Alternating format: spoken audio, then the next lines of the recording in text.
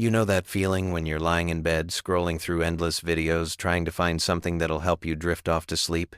Most people go for rain sounds or meditation videos, but there's this weird corner of the internet that's discovered something completely unexpected: Family Guy lore videos.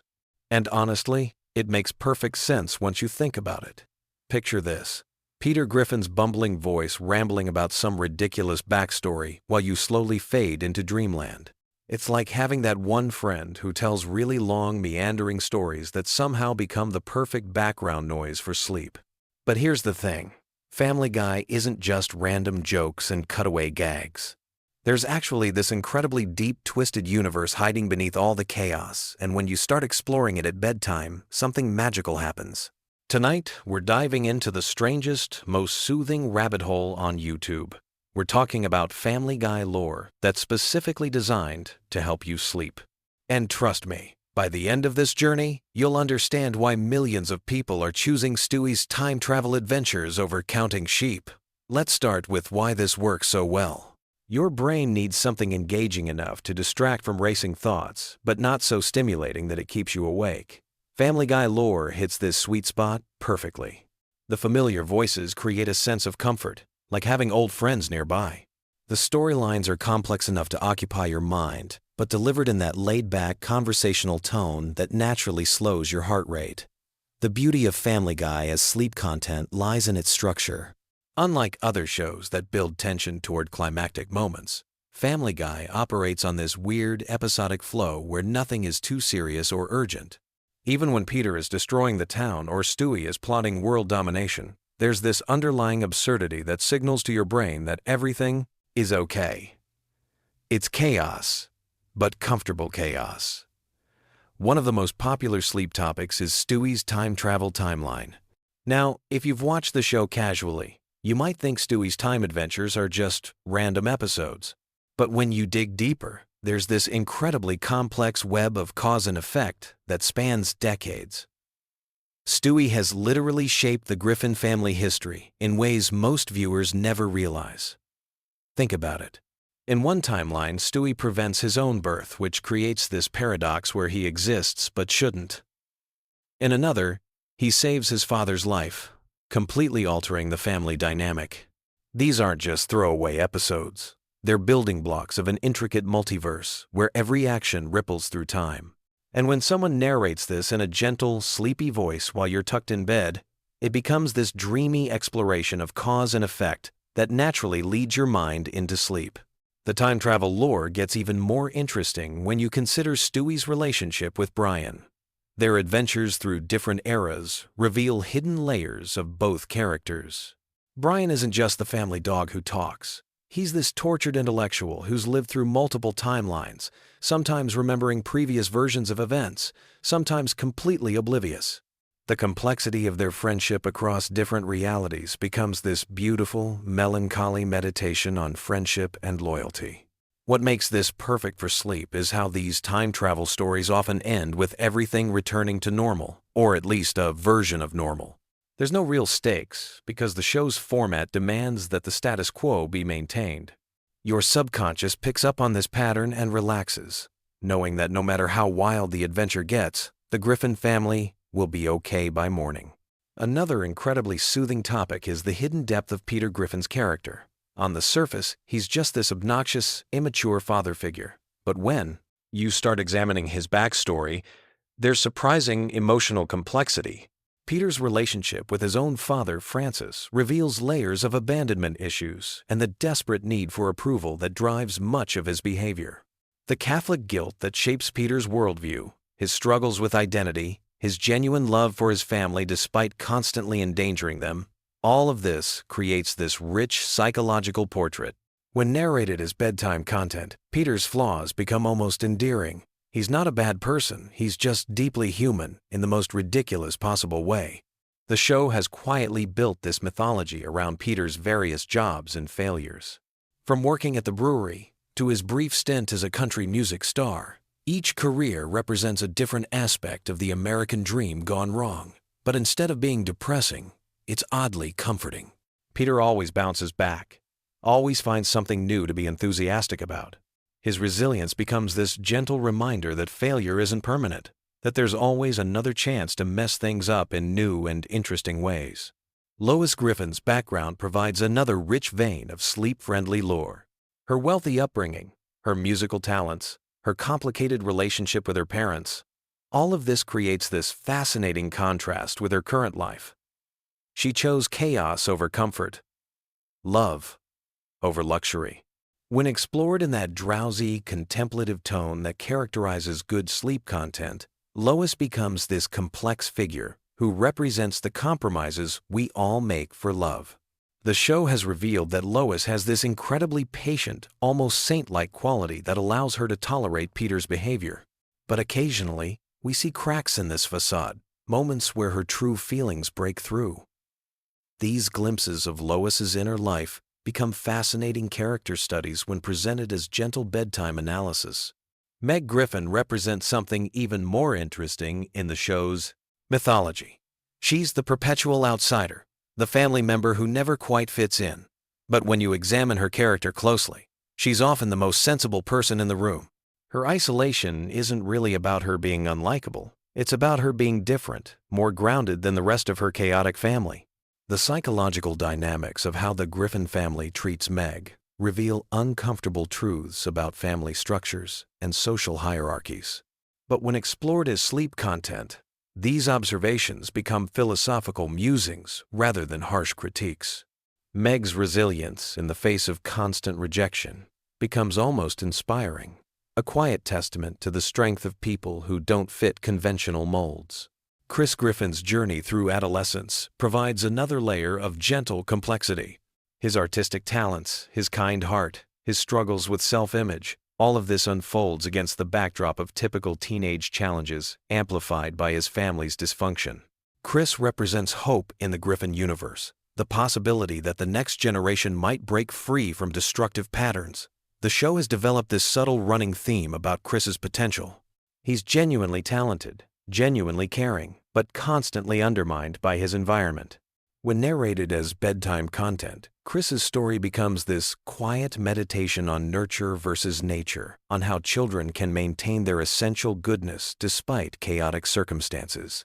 Brian Griffin deserves special attention because he's arguably the most complex character in the entire series. He's an intellectual trapped in a dog's body, an artist struggling with mediocrity, a liberal idealist living in a conservative household. His pretensions and failures make him simultaneously the most relatable and most frustrating character. Brian's writing career, his romantic relationships, his drinking problem, his philosophical debates with Stewie, all of this creates this rich tapestry of middle-aged disappointment wrapped in surreal comedy. When presented as sleep content, Brian's struggles become universal human experiences filtered through the lens of absurdity. The relationship between Brian and Stewie forms the emotional core of many episodes, and their dynamic has evolved significantly over the show's long run. Early episodes portrayed them as adversaries, but they've developed into this unusual friendship between two intellectuals who understand each other's isolation within the Griffin household. Their conversations, whether they're traveling through time or just sitting in the living room, often touch on profound themes of mortality, purpose, and connection. When these moments are compiled and narrated as bedtime content, they become these surprisingly deep philosophical discussions that naturally lead the mind toward contemplative rest. The supporting characters in Family Guy have developed their own rich backstories that provide endless material for sleep-friendly content. Glenn Quagmire, despite his obvious character flaws, has this complex history as a pilot and adventurer. His relationship with his father, his military service, his various romantic entanglements, all of this creates this surprisingly detailed character study. Cleveland Brown's departure and return to the show created interesting continuity questions that lore enthusiasts love to explore.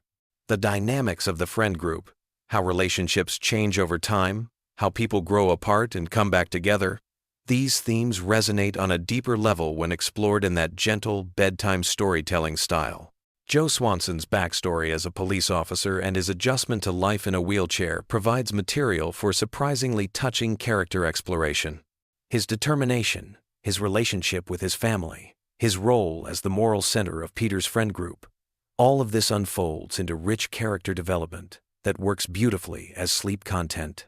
The world building in Family Guy extends beyond the main characters to include the town of Quahog itself, the recurring locations, the background characters who appear across multiple episodes, the local politics and social dynamics. All of this creates a lived-in universe that feels surprisingly real despite its cartoon absurdity. The show has developed this consistent internal logic about how Quahog operates, from the local government to the business community to the social hierarchies. When explored as lore content, these details create this comforting sense of a complete world where everything has its place, even if that place is completely ridiculous. Family Guy's relationship with pop culture provides another fascinating avenue for sleep-friendly exploration. The show's countless references and parodies create this massive web of connections to movies, TV shows, music, and historical events. Tracing these references becomes like a gentle intellectual exercise that occupies the mind without overstimulating it. The cultural commentary embedded in these references often reveals surprising insight about American society, entertainment, and human nature. When presented as bedtime analysis, these observations become thoughtful cultural criticism delivered in the most relaxed possible format. The show's approach to continuity creates interesting puzzles for lore enthusiasts.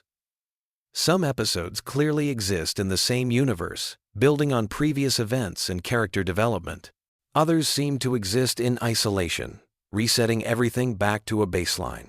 Understanding which episodes connect and which stand alone becomes this gentle mental exercise, perfect for bedtime. This flexible approach to continuity actually enhances the show's value as sleep content. Unlike serialized dramas where missing details might leave you confused, Family Guy's episodic nature means you can drift in and out of consciousness without losing the thread of what's happening. The animation style and visual storytelling in Family Guy contribute to its effectiveness as sleep content. The character designs are simple and comforting. The color palette is warm and familiar, and the pacing of visual jokes follows predictable patterns. Your brain learns to anticipate the rhythm of the show, which naturally promotes relaxation. The voice acting deserves special mention because the performers have developed these characters over decades. The familiarity of these voices creates an immediate sense of comfort and security. Seth MacFarlane's multiple character voices, Alex Borstein as Lois, Mila Kunis as Meg, each voice becomes like a comfortable presence in your bedroom. The musical elements in Family Guy add another layer of sleep-friendly content. The show frequently features elaborate musical numbers that range from Broadway-style productions to simple character songs. These musical interludes often reveal character depths and emotions that regular dialogue might not capture. When compiled as sleep content, these musical moments become like gentle lullabies that showcase different aspects of the characters' personalities. Conway Twitty performances, Stewie's show tunes, Peter's various musical adventures, all of this creates a diverse soundtrack for drifting off to sleep. The show's exploration of family dynamics provides universal themes that resonate regardless of the absurd context. The Griffin family, despite their dysfunction, genuinely cares about each other. Their conflicts and reconciliations follow familiar patterns that most viewers can relate to from their own family experiences. When examined as bedtime content, these family relationships become comforting reminders of the complexity and resilience of human connections. Even when Peter does something incredibly selfish or Stewie plots against his mother, the underlying love and loyalty always reassert themselves. The meta-humor in Family Guy creates another interesting layer for lore exploration. The show frequently acknowledges its own existence as a television program, breaking the fourth wall and commenting on its own production. These moments create this playful relationship between the show and its audience that enhances its value as comfort viewing. Understanding the real-world context behind certain episodes and jokes adds depth to the viewing experience without requiring intense concentration. The show's commentary on television, animation, and entertainment industry becomes gentle insider knowledge that enhances appreciation without demanding active analysis. The evolution of Family Guy over its many seasons provides rich material for comparative analysis. Early episodes had different character dynamics, different humor styles, and different production values. Tracing how the show has changed and developed becomes like following the growth of old friends. This long-term perspective on the series creates a sense of history and continuity that enhances its comfort value. You're not just watching random episodes. You're participating in this ongoing story that has unfolded over decades of real time. The fan community around Family Guy has developed its own theories and interpretations that add layers of meaning to seemingly simple episodes. These fan theories become part of the show's extended lore, creating additional content for exploration and discussion.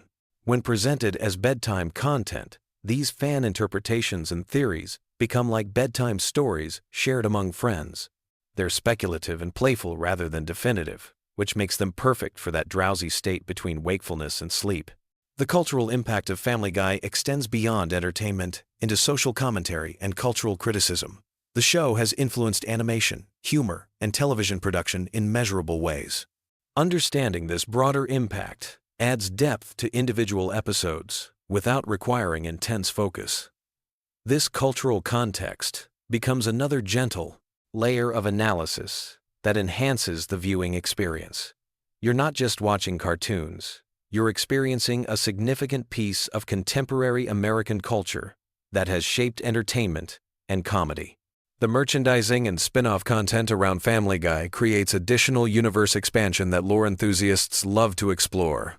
Video games, books, merchandise, and related media all contribute to the overall Griffin family mythology. These extensions of the core show become like supplementary reading that enhances understanding without being essential. They're bonus content that rewards dedicated fans while remaining accessible to casual viewers. So there you have it, the surprisingly deep and genuinely soothing world of Family Guy lore designed specifically for sleep. What started as a simple animated comedy has evolved into this rich, complex universe filled with character development, cultural commentary, and surprisingly profound themes about family, friendship, and human nature. The next time you're lying awake at 3 a.m, scrolling through endless content options, remember that sometimes the most unexpected choices make the best bedtime companions. Peter Griffin's chaotic adventures and Stewie's time travel paradoxes might just be exactly what your brain needs to finally relax and drift off into peaceful sleep. Sweet dreams. And remember, in the multiverse of Family Guy, everything always works out in the end, which is exactly the kind of reassurance we all need before closing our eyes for the night. You know that feeling when you're lying in bed, scrolling through your phone, and suddenly you realize you've been watching Family Guy clips for 3 hours straight?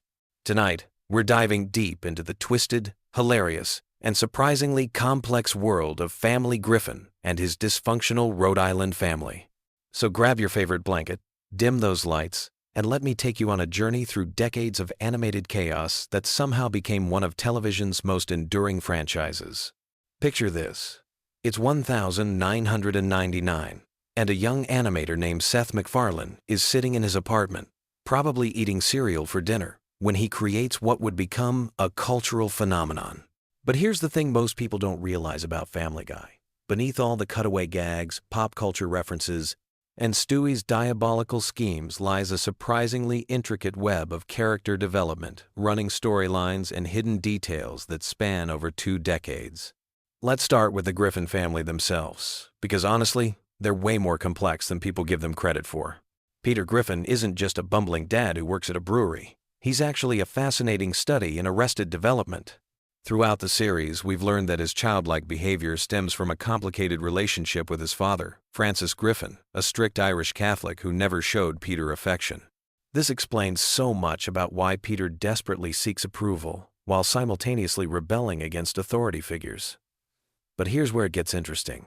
Peter's job at the Pawtucket Brewery isn't just random, it's actually owned by Carter Pewterschmidt, his father-in-law, which creates this whole dynamic where Peter is constantly trying to prove himself to a man who sees him as completely inadequate. The brewery itself has become this recurring location where some of the show's most memorable moments happen, from Peter's various workplace shenanigans to the time he discovered the brewery was basically stealing Budweiser's recipe. Now let's talk about Lois, because she's probably the most underappreciated character in the entire series. On the surface, she's the long-suffering wife who puts up with Peter's antics. But dig deeper, and you'll find a former wild child from a wealthy family who gave up everything for love. Lois comes from money, serious money, and she chose to live in a modest house in Quahog with a man her parents despise. Her maiden name, Pewterschmidt, carries weight in their social circle, but she rejected that lifestyle. The fascinating thing about Lois is how the show gradually reveals her past. She was this rebellious rich girl who dated musicians, experimented with different lifestyles, and had a completely different personality before settling down. Sometimes that old Lois emerges, usually when she's pushed too far, and those episodes are absolutely brilliant because they show the complexity beneath her patient exterior. Chris Griffin represents something really interesting in the show's evolution. Initially, he was just the awkward teenage son, but over time, the writers developed him into this surprisingly deep character dealing with typical teenage issues, amplified by his family's dysfunction. His relationship with his father is particularly touching because Peter, despite his flaws, genuinely tries to connect with Chris, even though he has no idea how to be a proper role model. What makes Chris compelling is how he's actually the most emotionally intelligent member of the family. He sees through his parents' problems, understands his sister's struggles, and often serves as the voice of reason, even though he's still figuring out his own identity. His various crushes, friendships, and coming-of-age moments provide some of the show's most genuine emotional beats. Meg Griffin. Oh, poor Meg. She's become this cultural touchstone for teenage awkwardness. But there's something genuinely tragic about her character that goes beyond the surface-level jokes. The constant rejection and abuse she faces from her family would destroy most people, but Meg keeps trying. She keeps hoping for acceptance, keeps pursuing her dreams, keeps believing that maybe tomorrow will be different.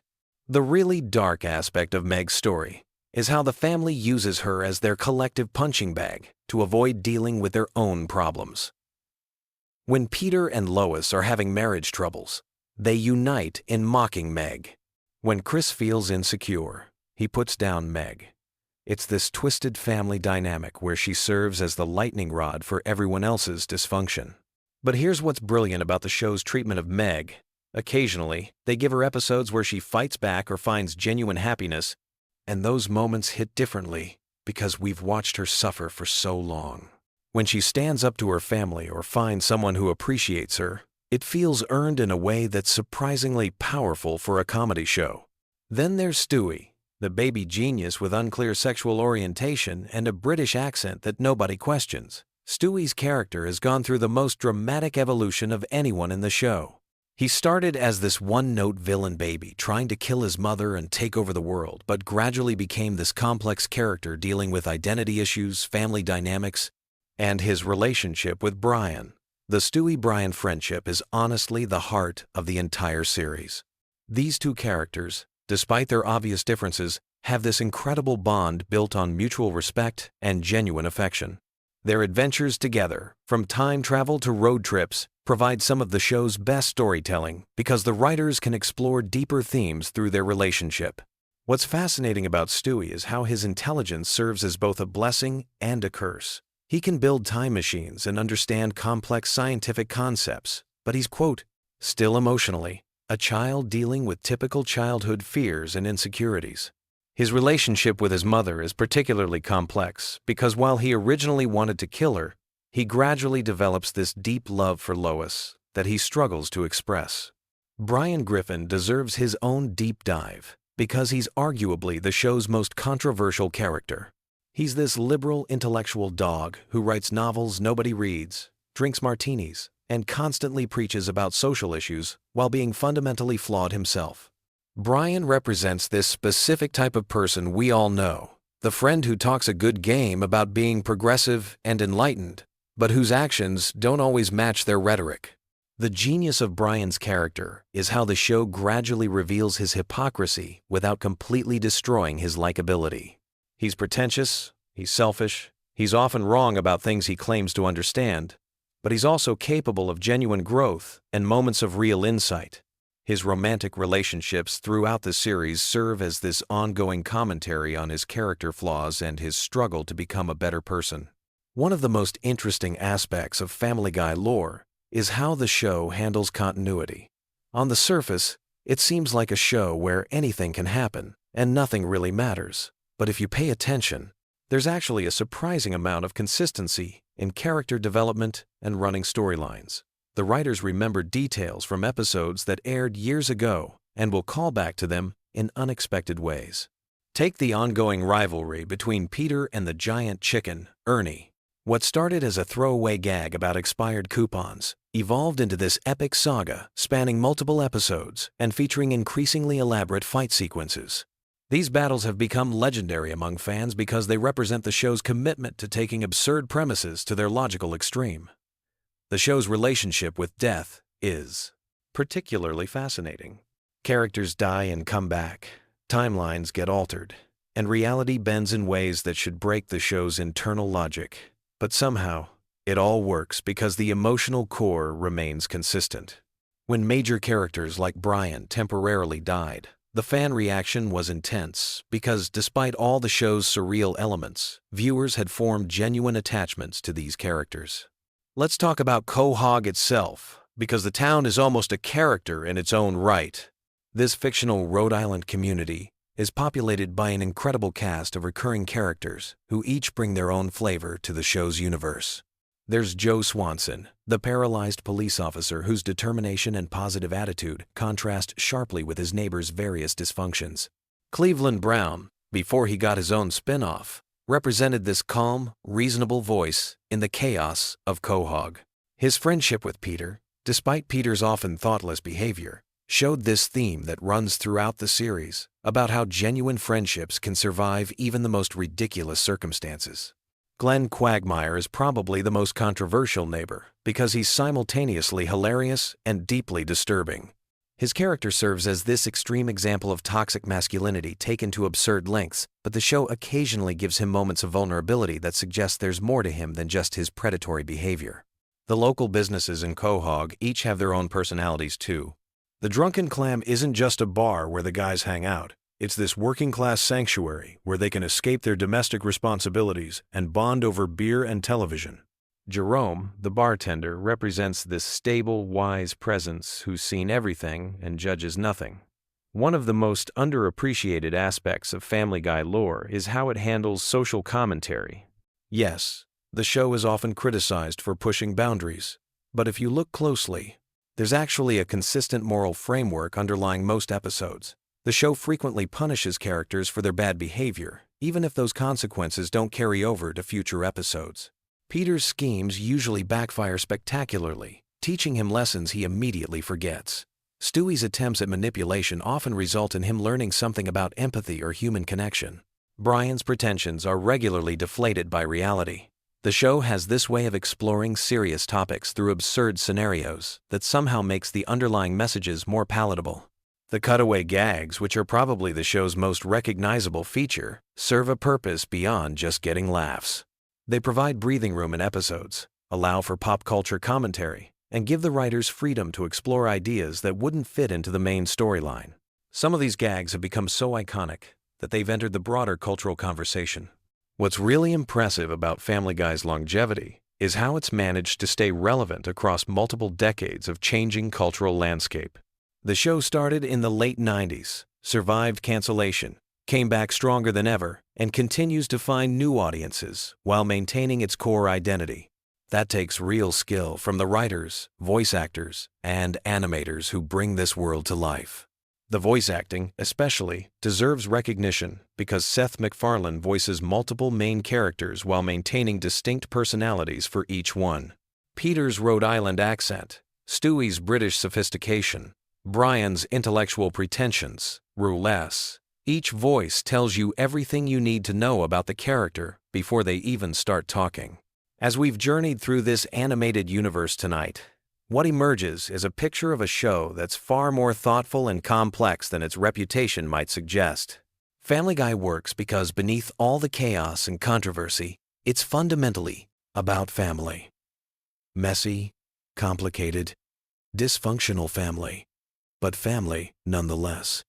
The Griffins may be terrible to each other most of the time, but when it really matters, they come together. Peter and Lois may have a dysfunctional marriage, but there are moments of genuine love and connection.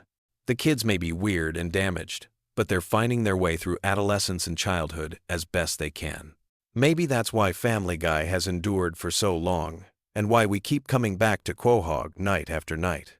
In a world that often feels chaotic and unpredictable, there's something comforting about a fictional family that's even more messed up than we are, but somehow keeps going anyway. So as you drift off to sleep tonight, remember that somewhere in Rhode Island, Peter Griffin is probably doing something incredibly stupid, Lois is wondering how her life got to this point, and Stewie is plotting world domination, while secretly just wanting someone to read him a bedtime story. Sweet dreams, and thanks for joining me in the wonderfully weird world of Family Guy. Have you ever wondered why Family Guy was actually canceled twice before becoming one of the most successful animated shows in television history? Or why Seth MacFarlane almost died in the September 11th attacks, but a twist of fate involving a hangover literally saved his life? Today we're diving deep into the hidden world of Family Guy lore that will completely change how you watch this iconic show. Most people think they know everything about the Griffin family. But the truth is, there are layers of secrets, controversies, and mind-blowing, behind-the-scenes stories that Fox never wanted you to discover. From voice actors who were replaced without anyone noticing, to episodes that were banned from ever airing again, we're about to uncover the most shocking Family Guy secrets that have been hiding in plain sight for over 2 decades. But first, let me blow your mind with something that happened before the show even premiered. Seth MacFarlane was supposed to be on American Airlines Flight 11 on September 11, 2001, the same flight that crashed into the North Tower of the World Trade Center. He had a ticket, his bags were packed, and he should have been on that plane. But here's the crazy part that nobody talks about. He overslept because he was hungover from a party the night before. That hangover literally saved his life and changed the entire trajectory of television comedy. Think about it for a second. If MacFarlane had made that flight, there would be no Family Guy, no American Dad, no The Orville, no billion-dollar animation empire. One night of partying in 2001 accidentally preserved one of the most influential creators in modern entertainment. But that's just the beginning of how strange and interconnected the Family Guy universe really gets. Let's start with something that will mess with your head every time you watch the show from now on. Mila Kunis, the voice of Meg Griffin, was only 14 years old when she started voicing the character. 14. She literally grew up recording in that booth, and her voice changing during puberty became part of Meg's character development. But here's the part that's even more insane. She lied about her age to get the job. When Kunis auditioned, she told the casting directors she was 18. She figured by the time they found out the truth, she'd already be established in the role. Her gamble paid off, but it created a bizarre situation where a teenage girl was voicing sexual jokes in adult situations that she wasn't even old enough to fully understand. The writers had to be careful about what lines they gave Meg because they had a minor in the recording booth. Speaking of voice acting mysteries, here's something that will make you question everything you think you know about the show's consistency. Phyllis Diller, the legendary comedian, was originally supposed to be the voice of Peter's mother, Thelma Griffin. She recorded several episodes worth of dialogue before the creators decided to kill off the character and replace her with Alex Borstein voicing Peter's new mother-in-law, Barbara Puderschmidt. But the weirdest part isn't that they changed voice actors, it's that they kept some of Phyllis Diller's recorded lines and mixed them with Alex Borstein's voice work in certain episodes. If you listen carefully to some of the early season episodes, you can actually hear the subtle differences in vocal tone and delivery that reveal this hidden voice actor swap that most fans never noticed. Now let's talk about the episode that almost destroyed Family Guy before it even became successful. The episode called When You Wish Upon a Weinstein was considered so controversial that it was pulled from Fox's lineup and didn't air until years later on Cartoon Network. The episode dealt with Peter wanting his family to convert to Judaism because he believed Jewish people were naturally good with money. The controversy wasn't just about the content, it was about the timing. This episode was supposed to air just months after the September 11th attacks, when religious tensions were at an all-time high. Fox executives were terrified that the episode would spark protests, boycotts, and potentially violent reactions. They locked the episode away and pretended it didn't exist for nearly 3 years. But here's what makes this story even more complex. Seth MacFarlane fought tooth and nail to get the episode aired because he believed it was actually pro-Jewish and was celebrating Jewish culture rather than mocking it. He felt that Fox was being cowardly and missing the point of the satire entirely. The battle over this one episode created a rift between MacFarlane and Fox executives that influenced how the show was handled for years afterward. This brings us to one of the most shocking secrets in Family Guy history. The show was actually canceled twice, and both times it came back from the dead through pure accident. The first cancellation happened after season 2, because Fox executives thought the show was too expensive to produce and wasn't attracting the right demographic. They wanted younger viewers, but Family Guy was primarily watched by college students and adults. Here's where it gets interesting. After the cancellation, Cartoon Network picked up the reruns and started airing them late at night. The show found its audience in this late-night slot, with viewers who were exactly the demographic Fox had been trying to reach. College students would come home from parties and watch Family Guy marathons until sunrise. The show became a cultural phenomenon through syndication, something that had never happened before with an animated series. The DVD sales were equally shocking. The first season DVD became one of the best-selling television DVDs of all time, outselling many major Hollywood movies. Fox executives couldn't ignore the numbers anymore. They had accidentally created a gold mine and then thrown it away. The revival of Family Guy after its first cancellation changed how television networks think about syndication and DVD sales forever. But the second cancellation is even more bizarre. After bringing the show back, Fox canceled it again after season 4 because they claimed it wasn't performing well in its Sunday night time slot. What they didn't tell anyone was that they were deliberately sabotaging the show by moving it around the schedule constantly. Some episodes aired on different nights without any promotion, making it nearly impossible for fans to keep track of when new episodes were airing. Seth MacFarlane was so frustrated with Fox's treatment of the show that he seriously considered moving Family Guy to a different network entirely. Comedy Central and Cartoon Network both made offers to pick up the series, which would have been unprecedented at the time. The idea of a major animated series switching networks mid-run had never happened before. What saved Family Guy the second time wasn't fan campaigns or DVD sales. It was the iTunes revolution. When Family Guy episodes became available for digital purchase, they consistently ranked as some of the most downloaded television content. Fox suddenly realized they had a digital gold mine on their hands and brought the show back for a third time. Now let's dive into some character secrets that will change how you see the Griffin family forever. Brian Griffin, the talking dog, was originally supposed to be much more of a background character. Seth MacFarlane voices Brian himself, and the character was initially just meant to provide occasional witty commentary. But MacFarlane found that Brian's voice came so naturally to him that he started writing more and more scenes for the character. Here's the mind-bending part. Brian Griffin is essentially Seth MacFarlane's alter ego. Almost every political opinion, cultural reference, and intellectual observation that comes out of Brian's mouth reflects MacFarlane's actual views. When Brian goes on rants about politics, religion, or social issues, you're literally hearing Seth MacFarlane's personal opinions filtered through a cartoon dog character. This became controversial when fans started to notice that Brian was becoming increasingly preachy and self-righteous in later seasons. Critics accused MacFarlane of using the character as a mouthpiece for his liberal political views, turning Family Guy into a platform for his personal agenda.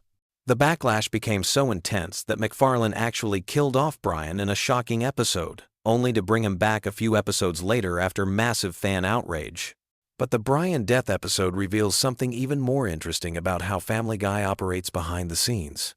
The writers had been planning Brian's temporary death for over a year, and they deliberately leaked fake spoilers to throw fans off the scent.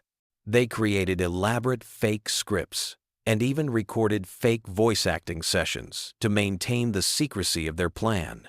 Stewie Griffin presents another layer of hidden complexity that most viewers completely miss. The character was originally designed to be a one-dimensional villain baby who wanted to kill his mother and take over the world. But as the show evolved, Stewie became more complex. and his sexuality became a subject of constant speculation and debate. Seth MacFarlane has given contradictory statements about Stewie's sexual orientation over the years, sometimes saying the character is gay, sometimes saying he's too young for sexuality to matter, and sometimes saying it's deliberately ambiguous. But here's what most people don't know. There are actually two different versions of Stewie, depending on who he's interacting with. When Stewie talks to Brian, he's portrayed as intelligent, sophisticated, and possibly gay.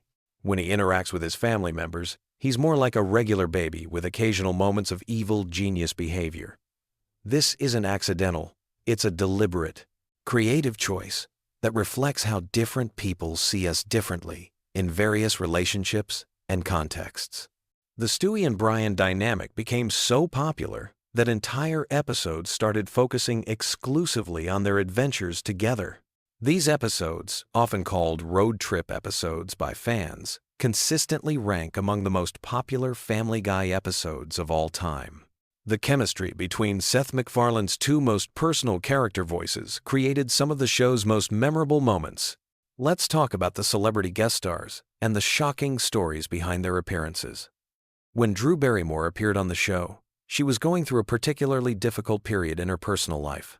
The recording session was supposed to take 2 hours, but she stayed for 6 hours because she was having so much fun with the cast and crew.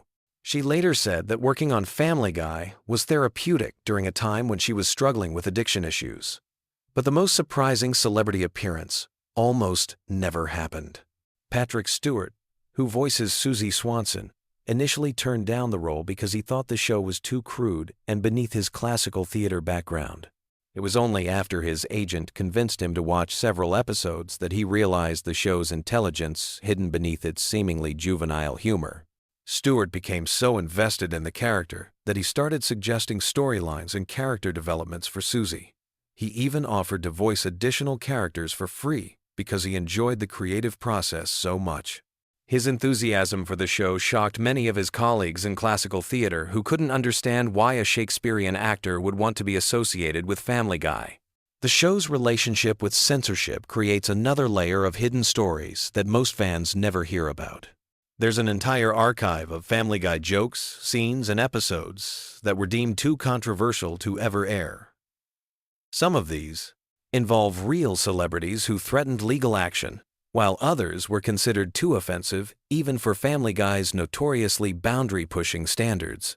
One particular episode that was completely scrapped dealt with Lois having an affair with a character based on a real-life politician. The episode was fully animated and voice recorded before Fox executives realized the potential legal and political ramifications. The entire episode was locked away and will likely never see the light of day.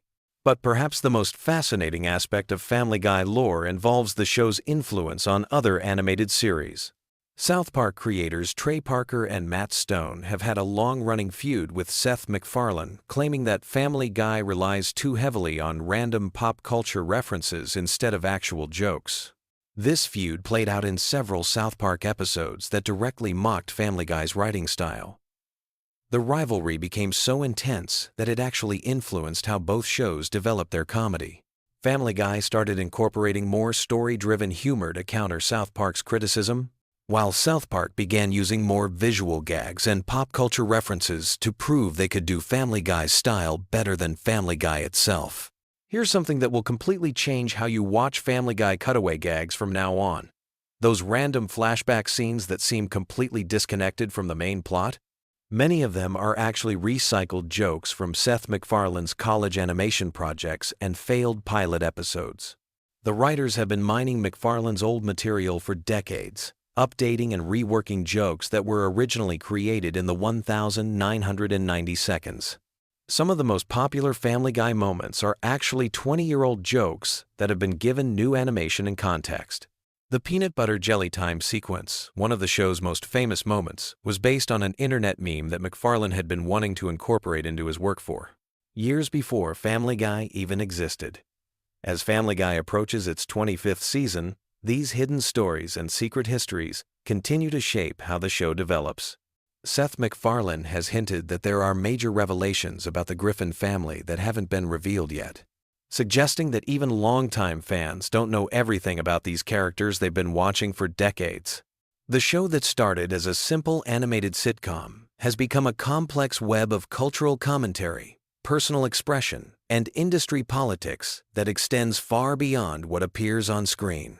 Every episode carries the weight of canceled seasons, industry battles, and creative compromises that most viewers never suspect.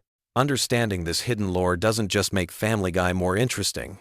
It reveals how the entire landscape of adult animation has been shaped by the accidents, controversies, and creative battles that brought the Griffin family to life and kept them alive against all odds.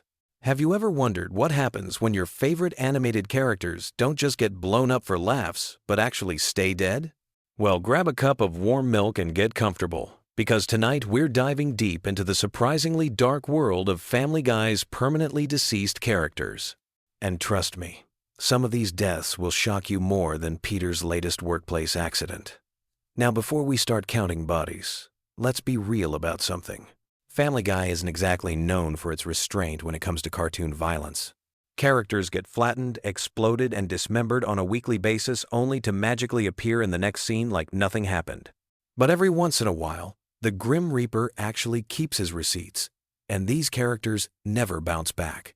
Some were killed because fans couldn't stand them, others because their voice actors passed away in real life, and a few just got caught in the crossfire of Seth MacFarlane's twisted sense of humor. So dim those lights, settle into your most comfortable position, and let's explore every character that Family Guy has permanently sent to the great cartoon afterlife. Starting with the very first casualty that taught us this show wasn't messing around when it came to consequences. Our journey begins with Mr. Weed, Peter's original boss at the happy-go-lucky toy factory. This man first graced our screens way back in the pilot episode, catching Peter dead drunk at his workstation because apparently showing up sober was too much to ask. Mr. Weed was everything you'd expect from a factory supervisor dealing with Peter Griffin as an employee. Stern, professional, and probably questioning every career choice that led him to that moment. What made Mr. Weed fascinating wasn't just his no-nonsense attitude, but the running joke about his suspiciously theatrical mannerisms. The show never explicitly confirmed anything about his personal life, but his fabulous gestures and dramatic flair became a subtle recurring gag. Despite Peter's constant screw-ups, Mr. Weed kept giving him second chances, firing and rehiring him like it was some kind of workplace hobby. The irony is that this unusual loyalty to Peter ultimately sealed his fate. In the episode where everything went wrong, Peter decided to invite his boss over for dinner to make a good impression. Surprisingly, the evening started perfectly. Mr. Weed was genuinely impressed by Peter's home, family, and even Brian's ability to speak. He was so impressed that he offered Peter a promotion to head of toy development. That's when dinner took a deadly turn. Brian, shocked by this unexpected good news, started choking on a dinner roll. When Peter and Lois performed the Heimlich maneuver, the roll shot out of Brian's mouth like a projectile and landed directly in Mr. Weed's throat. And unlike the countless other times characters have faced mortal peril in this show, Mr. Weed actually died from choking. The funeral scene was classic Family Guy darkness. Mr. Weed left behind a videotaped will announcing that the happy-go-lucky toy factory would be demolished to make way for something called the homoerotic toy factory. It was absurd, tragic, and weirdly fitting for a character whose sexuality had been a running gag throughout his appearances. Moving from workplace fatalities to relationship drama, let's talk about Loretta Brown, Cleveland's ex-wife, who met her end in a way that perfectly summarized her entire character arc. Loretta was everything Cleveland wasn't. Where he was calm and soft-spoken, she was loud, demanding, and took no prisoners when it came to getting what she wanted. Their marriage started cracking when Quagmire's infamous inability to control himself led to an affair. During a fishing trip, a fish accidentally landed on Loretta's chest, and she took it as some kind of cosmic sign to sleep with the guy who caught it. Classic Family Guy logic, really. When Peter and Brian discovered this affair, they recognized Quagmire by his distinctive tattoo, leading to the most awkward revelation scene in television history. Cleveland's reaction to learning about the betrayal was so pathetically calm that it almost hurt to watch. Instead of rage or dramatic confrontation, He just apologized and accepted being kicked out of his own home. It wasn't until Peter and Lois called him out for being too passive that Cleveland finally found his spine and went after Quagmire. After their divorce was finalized, Loretta lived alone in a house on the hill, which sounds poetic until you remember this is Family Guy, and nothing stays peaceful for long. Her death came during one of Peter's elaborate pranks that somehow always managed to destroy Cleveland's property. This time, instead of Cleveland surviving the chaos like usual, Loretta got caught in the destruction and was crushed by falling debris. The reason behind Loretta's permanent exit was actually practical rather than narrative. Her voice actress, Alex Borstein, who also voices Lois, found Loretta's gravelly voice too difficult and painful to perform. Rather than recast the character, the writers decided to kill her off permanently, which honestly feels like the most Family Guy solution possible. Speaking of deaths that came out of nowhere, Horace's demise was particularly heartbreaking for fans of the Drunken Clam.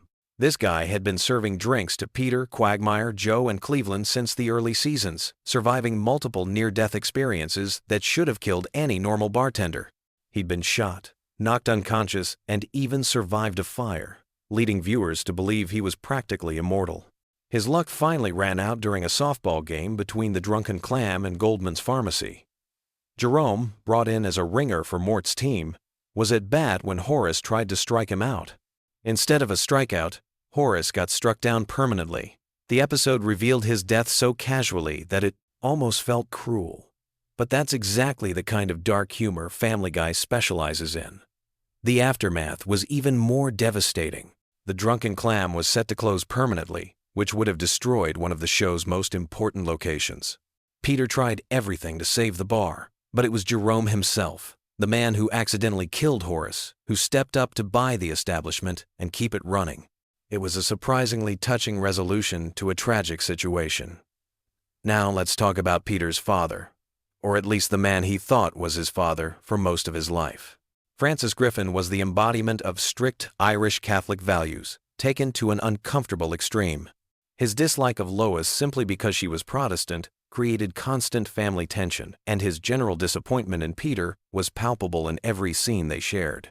When Francis retired and moved in with the Griffin family, he transformed their home into what looked like a Catholic gift shop explosion. Crucifixes appeared in every room. Religious imagery covered the walls, and the atmosphere became so oppressive that Peter actually convinced the Pope to visit and talk some sense into his father. The fact that Francis accused the Pope of going soft tells you everything you need to know about his personality. Francis met his end during Meg's birthday party, which was already going poorly because Peter was, as usual, being a complete embarrassment. While attempting one of his signature stupid stunts, Peter accidentally caused an accident that put Francis in the hospital. On his deathbed, Francis had some final words for his son that were both cruel and oddly accurate. He called Peter a fat, stinking drunk, which honestly wasn't wrong, but the timing made it particularly harsh. The revelation that Francis wasn't even Peter's biological father came during therapy sessions afterward. Peter discovered his real father was an Irishman named Mickey McFinnigan, who only accepted Peter after he proved himself in a drinking contest. It was a twisted validation of everything Francis had criticized about Peter's character.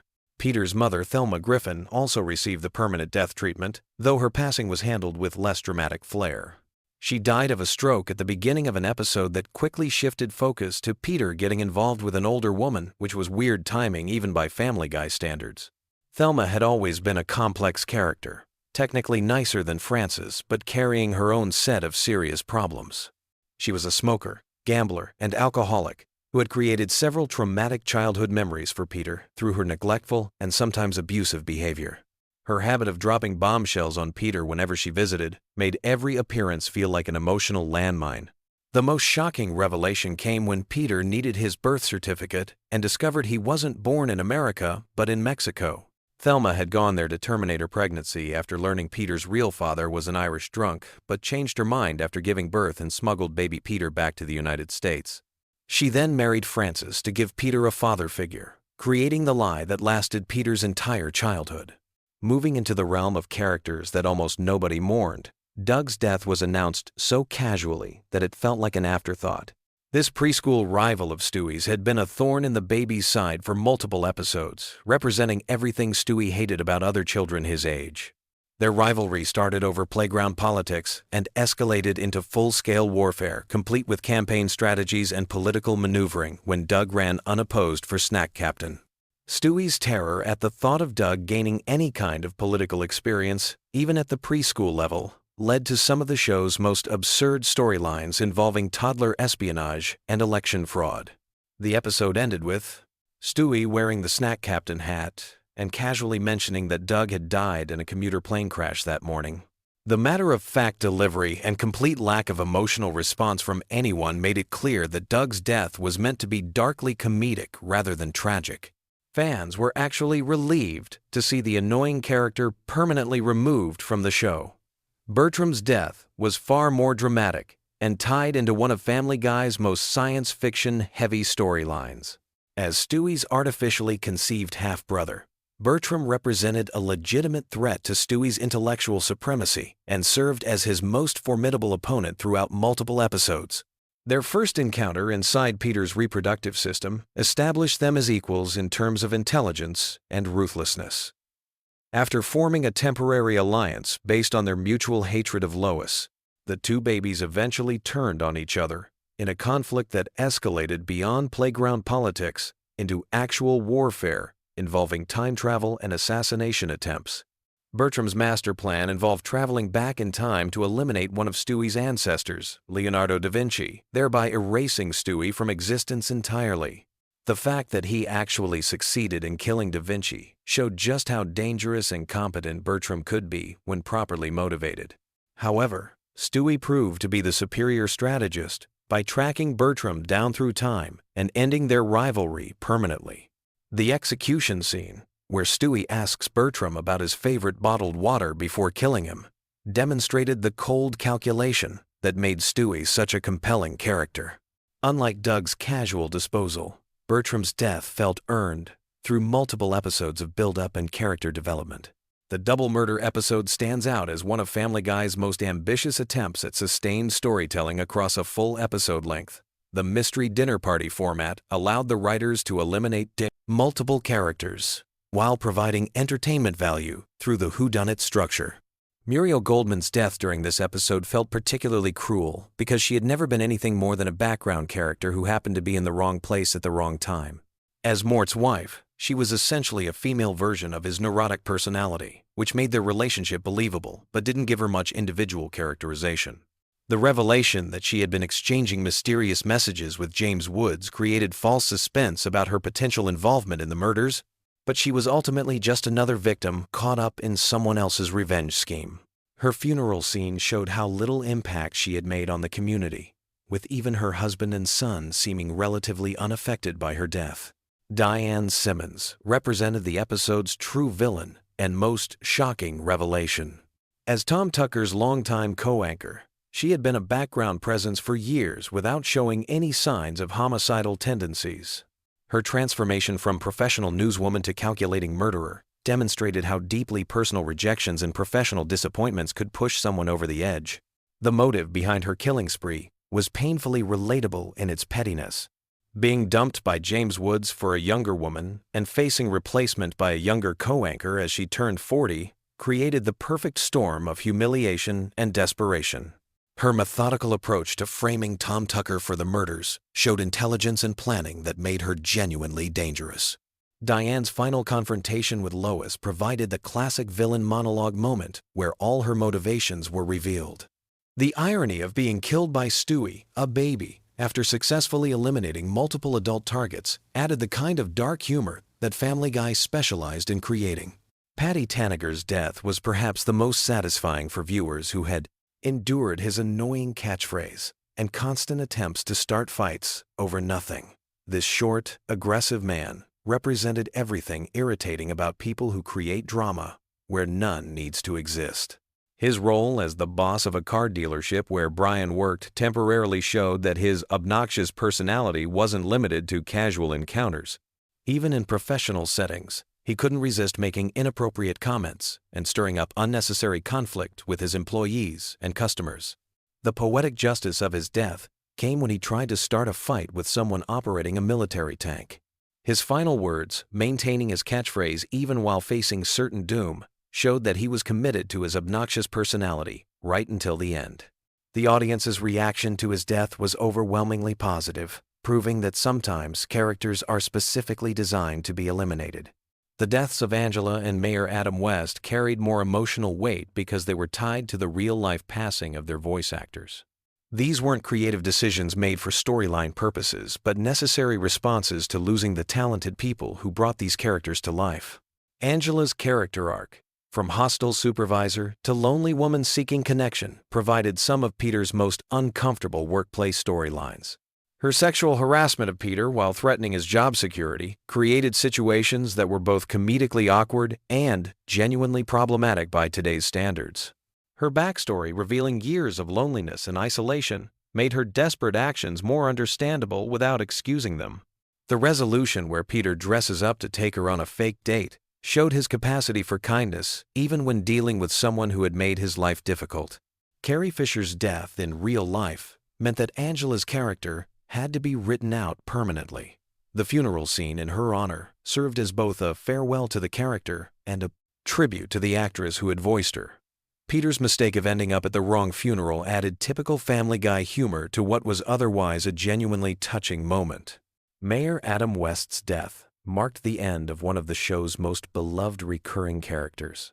His wonderfully insane personality and possibly corrupt political practices had provided countless moments of absurd humor throughout his long tenure as Quahog's mayor. The real Adam West's connection to his animated counterpart made the character feel more authentic and grounded despite his completely unrealistic behavior and dialogue. His brief challenge from Lois during her political phase showed that even incompetent leadership was preferable to the corruption that inevitably followed. His marriage to Carol Pewterschmidt, Lois's sister, created additional family connections that made his death more personally impactful for the main characters. The tribute episode where Brian petitioned to rename the high school after Mayor West provided proper closure for a character who had been part of the show's fabric for over 16 seasons. The ghost appearance at the end where Mayor West saves Brian from falling off a cliff gave the character one final moment of heroism and showed that death couldn't completely remove him from the Family Guy universe. His replacement by Wild West as mayor acknowledged that the character was irreplaceable while allowing the show to continue. These permanent deaths in Family Guy serve multiple purposes beyond simple shock value. They demonstrate that actions can have genuine consequences, even in a cartoon universe known for its resurrection-running gags. Some characters were eliminated because they had served their narrative purpose, others because fan reaction made their continued presence counterproductive, and some because real-world circumstances forced the writer's hands. The variety in how these deaths were handled shows the range of Family Guy's storytelling capabilities, from casual mentions that treat death as an afterthought to elaborate murder mystery episodes that build tension across an entire episode. The show has found multiple ways to permanently remove characters while maintaining its signature dark humor. The emotional impact of these deaths varies significantly based on character development and audience attachment. Long-running characters like Mayor West and Horace created genuine sadness among fans, while annoying characters like Doug and Patty Tanager were celebrated in their passing. This range of reactions demonstrates how effectively the show had developed distinct personalities for even its minor recurring characters. What makes these permanent deaths particularly interesting is how they contrast with Family Guy's usual approach to cartoon violence. The show regularly features deaths that are immediately reversed or ignored, making the permanent ones stand out as genuinely significant events. When a character stays dead in this universe, it carries extra weight, because viewers know it's not the norm. The practical reasons behind some of these deaths, such as voice actor availability or fan reaction, show how external factors can influence creative decisions in long-running animated series. The writers have generally handled these necessary eliminations with appropriate respect while maintaining the show's comedic tone. Looking back at this collection of permanently deceased characters reveals the evolution of Family Guy's storytelling over its many seasons. Earlier deaths, like Mr. Weed, were often accidental consequences of the show's chaotic humor, while later deaths, like those in the murder mystery episode, showed more deliberate narrative planning. The show's willingness to permanently eliminate characters demonstrates confidence in its ability to create new sources of humor and conflict without relying on the same recurring personalities indefinitely. This creative flexibility has helped Family Guy maintain freshness across its extended run, while still honoring the contributions of departed characters. These deaths also serve as reminders that even in the most outrageous fictional universes, some actions cannot be undone. They provide moments of genuine consequence in a show that otherwise operates on cartoon logic, where nothing permanent ever happens to the main characters. So there you have it, fellow insomniacs and Family Guy enthusiasts. A complete tour through the surprisingly extensive graveyard of characters who didn't make it back from their final Family Guy appearances. From workplace accidents to murder mysteries, from natural causes to tank-related incidents, the show has found creative ways to permanently remove characters while maintaining its signature blend of dark humor and unexpected heart. Sweet dreams, and remember, in the world of Family Guy, even cartoon death can sometimes be permanent. You know those nights when you're scrolling endlessly through your phone, looking for something to help you drift off to sleep? Well, tonight we're diving into the chaotic world of Quahog with some absolutely wild Family Guy facts that'll either fascinate you into dreamland or keep you up all night thinking about how bizarre this show really is. Trust me, some of these will blow your mind. Let's start with something that sounds almost too crazy to be true.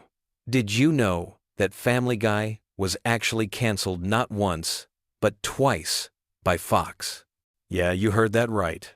The show got the axe in 2002 after just 3 seasons. But here's where it gets interesting. The fans weren't having it. They launched massive campaigns, flooded Fox with letters, and basically refused to let their beloved dysfunctional Griffin family disappear forever. Adult Swim started airing reruns, and the DVD sales went through the roof. Fox executives looked at those numbers and thought, maybe we made a mistake. So they brought it back in 2005, only to cancel it again in 2012. But once again, fan outcry was so intense that the network reversed their decision within weeks. Talk about people power. But that's just the tip of the iceberg when it comes to the show's wild behind-the-scenes stories. The character of Peter Griffin was originally supposed to be much different.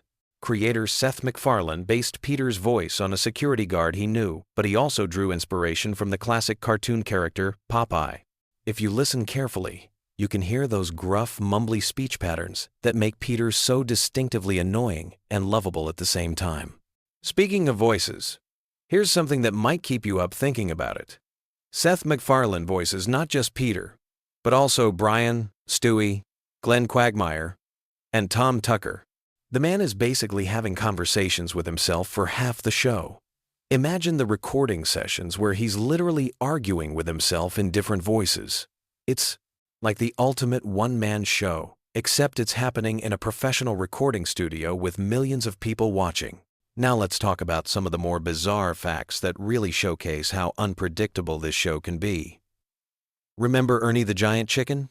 That massive yellow bird who gets into those epic, destructive fights with Peter? Well, those fight scenes weren't just random comedy bits.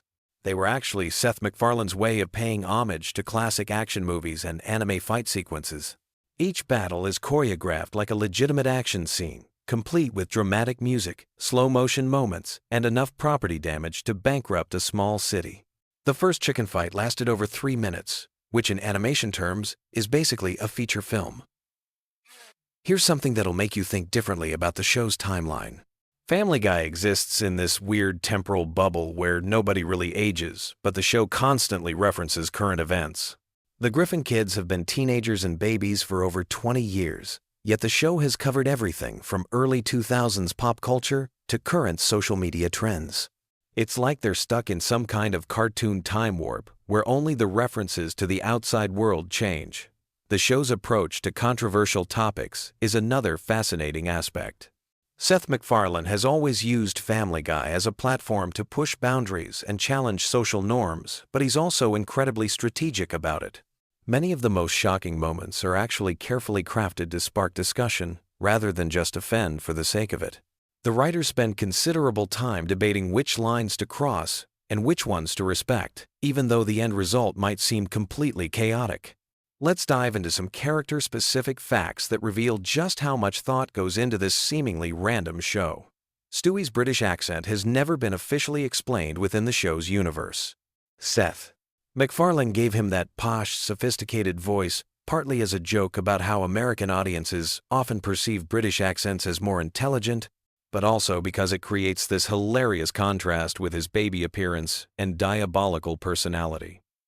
The accent has become so iconic that fans can instantly recognize Stewie just from hearing a single word. Brian the dog represents something unique in animation history. He's essentially the show's conscience, the character who often voices the writer's more serious opinions about politics and social issues. But here's the kicker. He's also deeply flawed and hypocritical, which makes him more realistic than many human characters on television.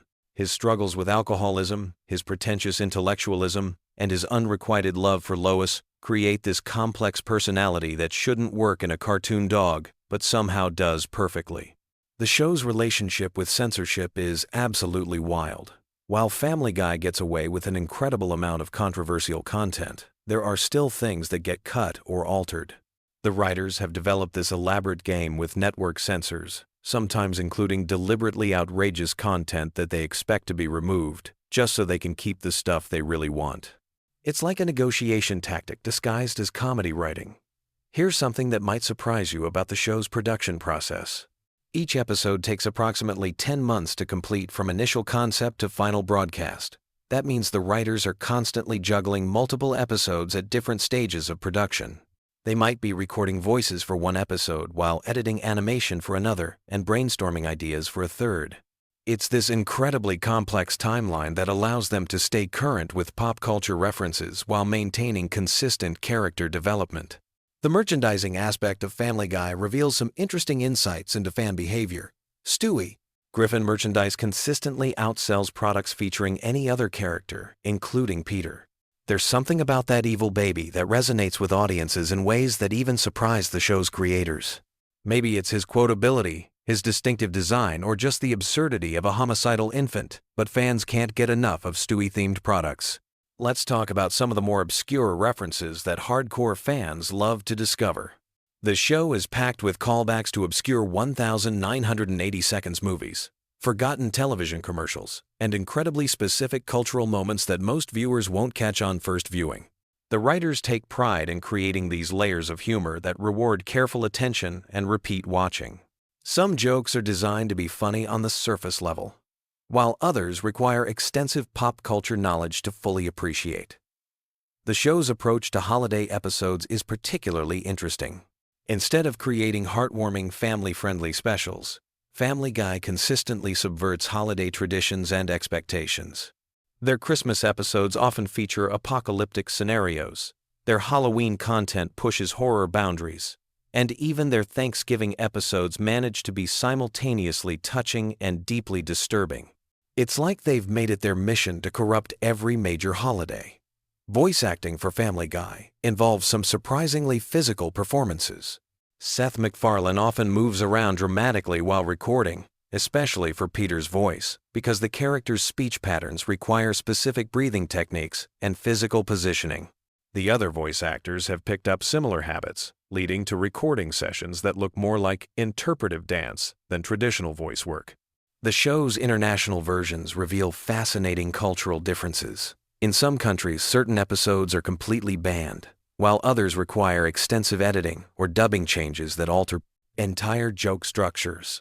The German version, for example, has to navigate completely different censorship standards, leading to creative workarounds that sometimes make the international versions funnier than the originals. Here's something that connects to the show's longevity. Family Guy has survived multiple major changes in television viewing habits. It started during the era of appointment television, adapted to the DVR age, thrived during the streaming revolution, and now exists in the world of on-demand binge-watching culture. Each transition has required subtle adjustments to pacing, storytelling, and even joke structures to match how audiences consume content. The show's relationship with its own continuity is deliberately chaotic. While some animated series maintain strict continuity, Family Guy treats its own history as more of a suggestion than a rule. Characters die and come back. Major events get forgotten or contradicted, and timeline inconsistencies are often acknowledged with jokes rather than explanations. This approach gives the writers incredible freedom, but also creates this surreal viewing experience where anything could happen at any time. Celebrity guest appearances on Family Guy often involve more work than you might expect. Many famous people who lend their voices to the show also help develop their characters' personality and dialogue. Some celebrities have even pitched entire storylines or specific jokes that ended up in episodes. It's become this collaborative process where guest stars are genuinely involved in the creative process, rather than just showing up to read predetermined lines. The show's animation style has evolved significantly over the years, but the changes are so gradual that most viewers don't notice them. Early episodes have a rougher, more hand-drawn quality, while recent episodes feature incredibly smooth computer-assisted animation. The character designs have also subtly shifted, with faces becoming more expressive and movements becoming more fluid. It's like watching the entire animation industry evolve through one show's progression. Family Guy's approach to social media and internet culture is particularly fascinating. The show has managed to stay relevant across multiple digital revolutions by constantly adapting its humor to current online trends. But instead of just making surface-level references to viral videos or memes, the writers dig deeper into how internet culture affects human behavior and social interactions. They're essentially providing commentary on how we've all changed as people due to digital connectivity. The show's musical numbers deserve special recognition for their complexity and production value. These aren't just throwaway jokes. They're fully orchestrated, professionally performed pieces that often parody specific musical genres or famous songs. Seth MacFarlane's background in musical theater influences these sequences, resulting in surprisingly sophisticated compositions that could stand alone as legitimate musical entertainment. Here's something that really shows the show's attention to detail. The background characters in Quahog have their own consistent personalities and storylines that play out across multiple episodes. If you pay attention, you'll notice recurring extras who have their own character arcs happening in the background, while the main characters deal with their primary storylines. It creates this sense of a living, breathing community rather than just a backdrop for the Griffin family's adventures. The show's handling of controversial real-world events demonstrates a careful balance between comedy and sensitivity. While Family Guy is known for pushing boundaries, the writers actually spend considerable time discussing how to address serious topics without completely undermining their impact.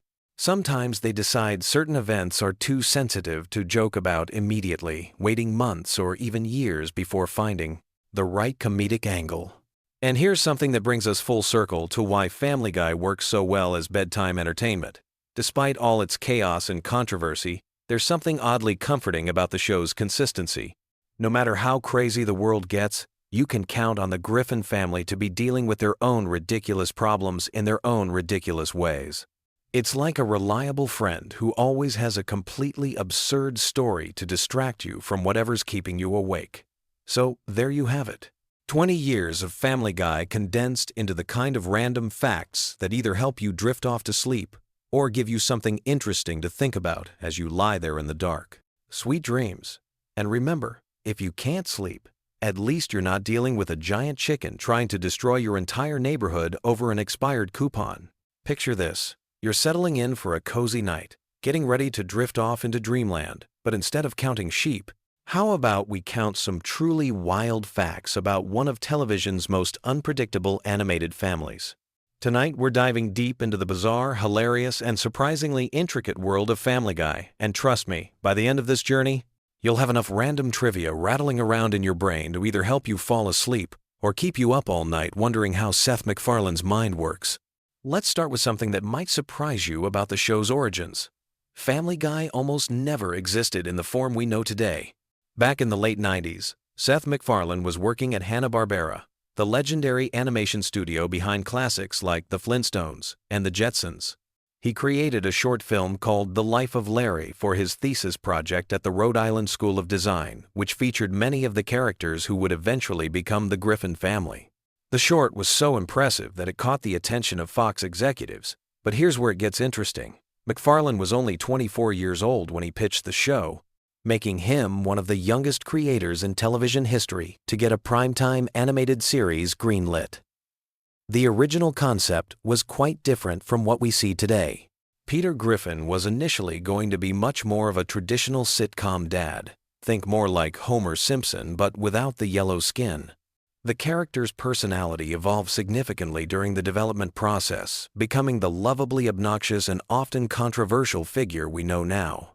MacFarlane has mentioned in interviews that he drew inspiration from his own father's mannerisms and speech patterns, particularly the distinctive Rhode Island accent that Peter sports throughout the series.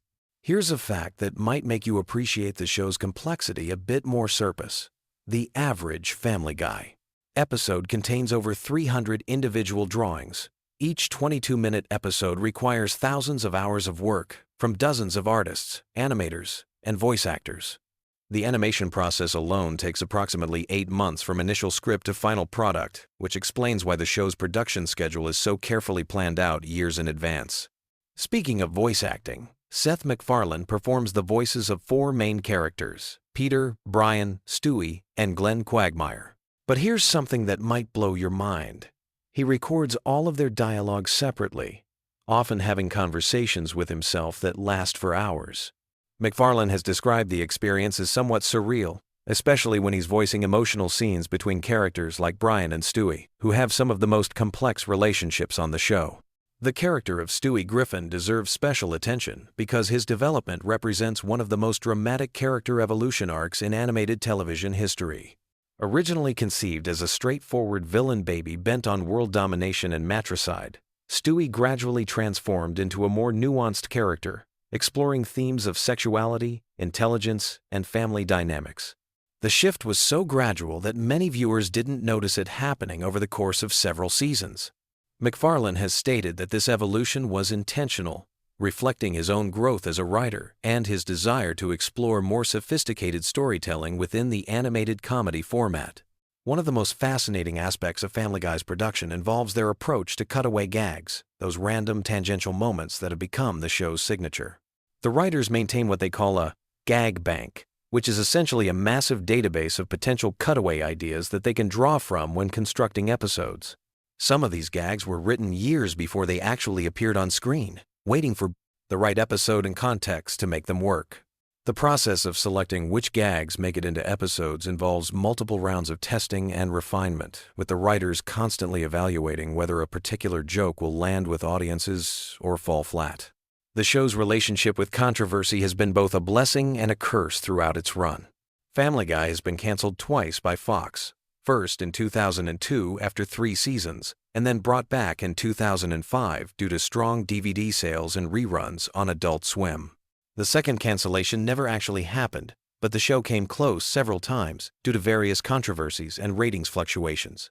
What's interesting is that many of the episodes that generated the most controversy also ended up being some of the most popular, suggesting that the show's willingness to push boundaries is intrinsically linked to its success.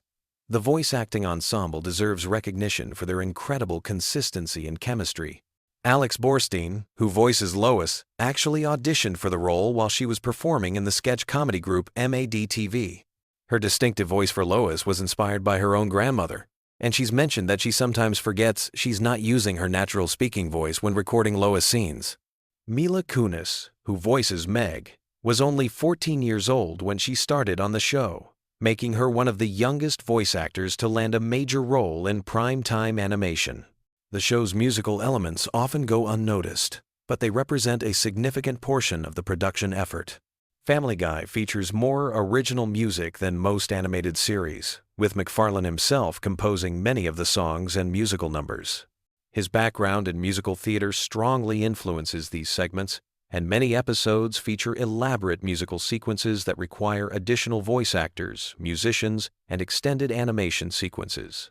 The episode Road to the Multiverse alone featured over 40 different animation styles and required nearly double the typical production time. Here's something that might surprise fans of the show's seemingly random humor. Family Guy episodes are actually meticulously structured according to classical comedy writing principles. Each episode follows a 3-act structure with carefully planned pacing and timing. The cutaway gags aren't randomly inserted. They're strategically placed to provide relief from main plot tension or to enhance particular jokes. The writers spend considerable time in the editing process, adjusting the timing of these elements to maximize comedic impact. The show's impact on popular culture extends far beyond television. Family Guy has spawned countless internet memes, influenced other animated series, and even affected the way people communicate online. Phrases like, "Oh my God, who the hell cares?" and "What the deuce?" have entered common usage, and the show's irreverent style has influenced everything from advertising to political commentary. The series has also been credited with helping to revive interest in animated comedy among adult audiences, paving the way for shows like Rick and Morty and BoJack Horseman. One of the most technically impressive aspects of Family Guy involves their approach to celebrity impressions and guest voices. The show has featured hundreds of celebrity guest stars over the years, but what's remarkable is how they integrate these appearances into the show's established comic rhythm. Many celebrities have mentioned that recording for Family Guy requires a different approach than traditional voice acting because the timing and delivery style is so specific to the show's aesthetic. The international versions of Family Guy present fascinating variations on the original concept. In different countries, certain cultural references are modified or replaced entirely to make sense to local audiences. The German version, for example, includes completely different cutaway gags that reference German culture and history. These adaptations require not just translation but complete rewriting of significant portions of episodes, essentially creating parallel versions of the same show. Behind the scenes, the Family Guy writing room operates more like a comedy club than a traditional television writing environment. Writers regularly perform their ideas for each other, and the collaborative process involves a lot of improvisation and spontaneous joke development. McFarlane has described the experience as one of the most creatively fulfilling aspects of producing the show, and many writers who have worked on Family Guy have gone on to create their own successful comedy series. The show's approach to social commentary often flies under the radar because it's wrapped in such outrageous humor. Many episodes tackle serious subjects like politics, religion, and social justice, but they do so through such an absurdist lens that the commentary becomes almost subliminal. This technique allows the show to address controversial topics while maintaining its primarily comedic focus, though it also means that viewers can interpret the show's messages in wildly different ways. Family Guy's influence on animation technology shouldn't be overlooked either. The show was among the first animated series to extensively use digital animation techniques, and their production pipeline has been studied and emulated by animation studios worldwide. The efficiency of their animation process allows them to produce episodes more quickly than many competing shows, which is part of why they've been able to maintain such a consistent release schedule for so many years. The merchandising empire surrounding Family Guy represents another fascinating aspect of the show's cultural impact. From action figures to clothing lines to video games, the show has spawned a massive array of consumer products. What's interesting is how these products often feature jokes and dusky references that only hardcore fans would understand, creating multiple tiers of engagement with the show's content. The show's relationship with censorship provides insight into how television content standards have evolved over the past 2 decades. Early episodes of Family Guy pushed boundaries that were considered quite shocking at the time, but many of those same jokes would barely register as controversial today. The series has served as a kind of barometer for changing social attitudes about humor, language, and acceptable content on television. Looking at Family Guy's longevity, it's remarkable that a show built around such seemingly random humor has maintained relevance for over 2 decades. Part of this success stems from the flexibility of the format, NEN, because the show isn't tied to realistic character development or consistent continuity. It can adapt to changing cultural contexts much more easily than traditional sitcoms. Characters can be completely different from episode to episode without breaking the show's internal logic. The voice recording process for Family Guy involves some unique challenges that most animated shows don't face. Because so many characters are voiced by the same actors, recording sessions often require complex scheduling to allow for quick character switches. McFarlane, in particular, has developed techniques for rapidly shifting between his different character voices, sometimes switching between Peter and Brian mid-sentence during recording sessions. Family Guy's impact on comedy writing extends beyond animation into live-action television and film. Many comedy writers cite the show's fearless approach to offensive humor and its willingness to commit fully to absurd premises as influential in their own work. The show's success proved that audiences were hungry for comedy that didn't follow traditional rules about likability or moral messaging. The technical aspects of producing Family Guy's signature visual style involve more complexity than might be immediately apparent. The seemingly simple character designs actually require precise consistency across hundreds of artists working on each episode. The show maintains detailed style guides that specify everything from the exact curve of Peter's chin to the precise shade of Brian's fur, ensuring visual continuity across different animation teams and production facilities. As we wind down this journey through the wonderfully weird world of Family Guy, it's worth noting that the show continues to evolve and surprise audiences after more than 20 years on the air. Whether you love it or hate it, there's no denying that Family Guy has carved out a unique place in television history, pushing boundaries and challenging expectations in ways that few shows ever attempt. So, there you have it, a deep dive into the bizarre, brilliant, and sometimes bewildering universe of Family Guy. From its humble beginnings as a college thesis project, to its status as one of the longest-running animated series in television history, the show represents a fascinating case study in how unconventional creativity can find mainstream success. Sweet dreams. And remember, in the world of Family Guy, literally anything can happen, and usually does. Have you ever wondered what goes on behind the scenes of your favorite animated shows while you're drifting off to sleep? Tonight, we're diving into the fascinating world of Family Guy, with some incredibly random facts that might just surprise you. So, grab your blanket, get comfortable, and let's explore the weird and wonderful universe of the Griffin family. Did you know that Family Guy wasn't originally supposed to be called Family Guy at all? Seth MacFarlane's original pitch to Fox was titled The Life of Larry, which was actually a 7-minute short film he created while studying at the Rhode Island School of Design.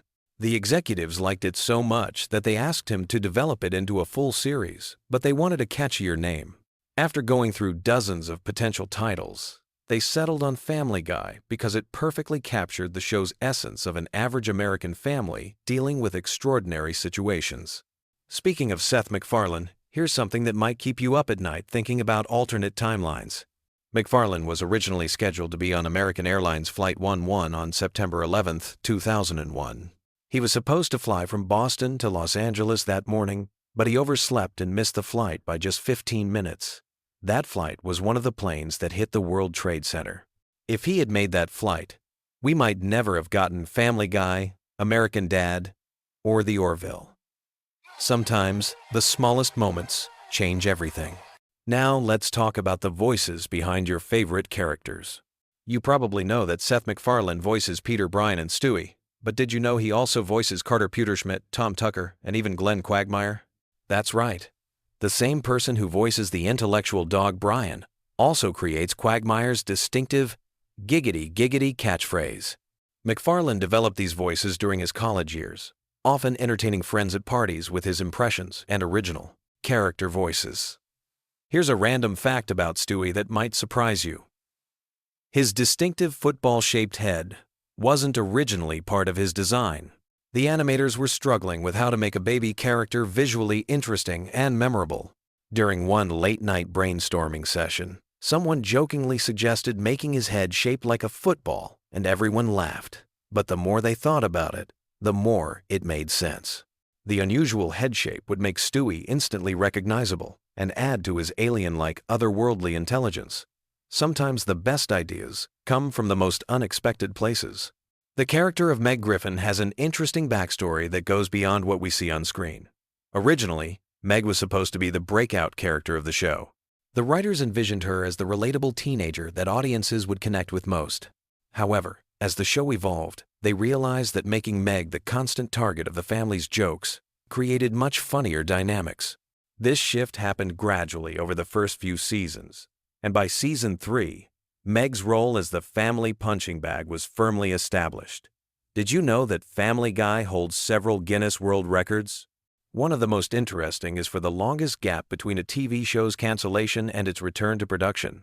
Family Guy was canceled in 2002 after 3 seasons, but DVD sales and reruns on Adult Swim proved so popular that Fox brought it back in 2005. That's a 3-year gap, which was unprecedented at the time for an animated series. The famous chicken fight scenes between Peter and Ernie the Giant Chicken have their own fascinating history. The first fight appeared in the episode Da Boom and was originally intended to be a one-off gag. However, the animators had so much fun creating the elaborate fight sequence that they decided to make it a recurring element.